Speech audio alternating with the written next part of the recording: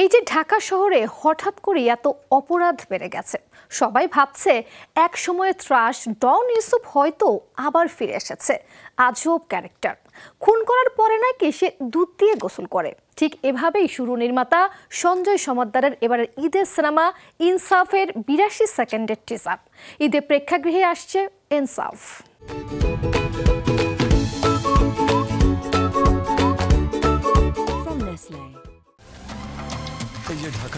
ভয়ঙ্কর ইউসুফ চরিত্রে হাজির হয়ে ফিরলেন শরীফুল রাজ। মাস্তান ইউসুফ অর্থাৎ রাজের কণ্ঠে শোনা যায়, বাংলাদেশে জন্মগ্রহণ করলে ভালো কাজ করছে, কিন্তু অসম্মানিত হয় নাই এমন একটা মানুষ দেখান তো। বাংলাদেশে জন্মগ্রহণ করছে, ভালো কাজ করছে। এই ইউসুফ যেন দুর্ধর্ষ। রাজের বিপরীতে আছেন তাসনিয়া ফারিন। তাকে দেখা গেছে আইন প্রয়োগকারী সদস্যের ভূমিকা। আমি কেসটা রিওপেন করতে চাই।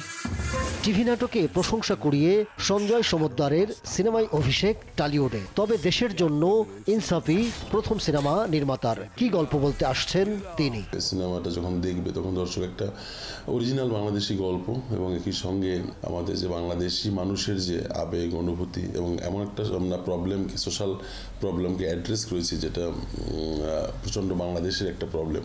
টিজারের একদম শেষে অনেকটা চমকে দিয়ে হাজির হন অভিনেতা মোশাররফ করিম। মানুষ মরে না, এমন সংলাপ শোনা যায় তার মুখে। আরও অভিনয় করেছেন মিশা সওদাগর, টাইগার রবি সহ অনেকে। সিনেমাটি প্রযোজনা করেছে তিতাস কথাচিত্র ও টিওটি ফিল্মস। আসন্ন ঈদুল আজহায় মুক্তি পাচ্ছে ইনসাফ। Ahmed Tauquir, showbiz tonight.